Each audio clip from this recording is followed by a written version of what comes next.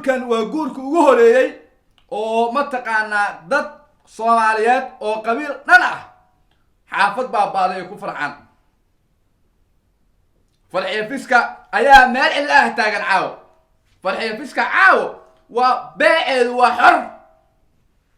السلام عليكم ورحمة الله تعالى وبركاته هلك كم واحد سيدة سود وهذا أدبان إذا سلام يا ملك ستار جوكتان هدي أي تهجنا كمرك وجوه رئيس أركته سبسكرايب كو إمام لايك تناصر سينا شير جري مو قال كأنه كومنتي كبيه وما سنته وعربنا عوضة شكل يابله دتك إنا تصناربنا شعيل وحلينا مجره ومد الصومالي شعيل كود وعنقضي حيسي حمبو هذا اللبض كل لبي لباتنك هدي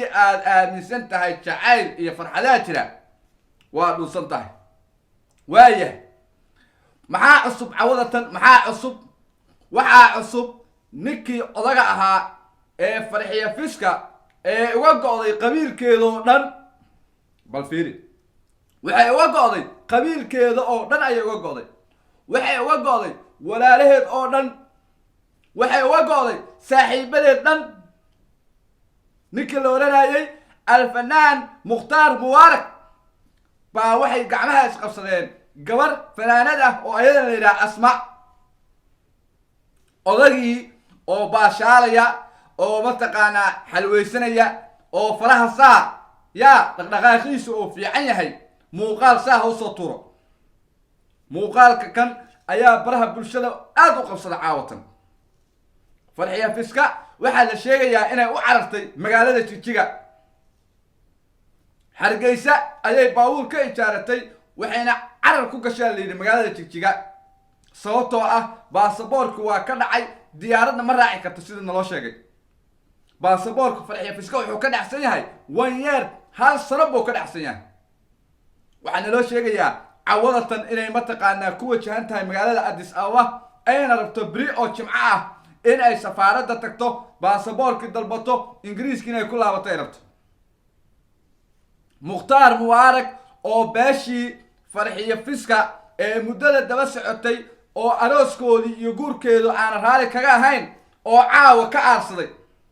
laakiin maxay kugu taalaa beeshii farxiyo fiska oo dhan waxay ku jiraan tamasleen iyo dhaanto iyo farxad bay ku jiraan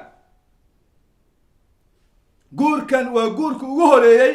oo mataqaanaa dad Soomaaliyeed oo qabiil dhan ah xaafad baabaaday ku farxan farxiyo fiska ayaa meel ilaah taagan caawo farxiyo fiska caawo waa beeceedu waa xor sida Cristiano Ronaldo Manchester oo xor kaga tagay bay xor Hargeysa kaga baxday farxiyo fiska waa wareey ya laakiin cunugan fanaanka ah ee la yiraahdo Mukhtaar October nin caadi ah ma hanba buskudka oo mataqaanaa ka bataatisan yahay boosaa farxadaha iyo gacmaha ninku wixii kaba yara sheegaysi marmara waxaan isdhaa kaba yara waxay tiri odagu wax weeye alaabta maajiyo ciyaaraa ay tiri odagu ama alaabta ciyaaraaba bal aan isla daawano muuqaalka waa kana اسمعي حبيبي إنا إليه وإنا إليه راجعون إنا إليه وإنا إليه راجعون إنا إليه وإنا إليه راجعون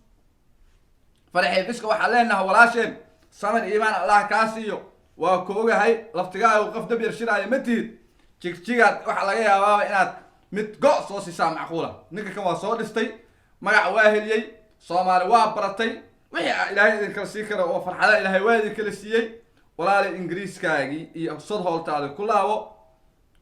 إن تجرنا وحوي إكلنا وكلا عداد دونتا أدبان إذا سلام يا أنت المقال كان مقال كل مدونه وحن كجت جينا سيدا إيو نبتقليو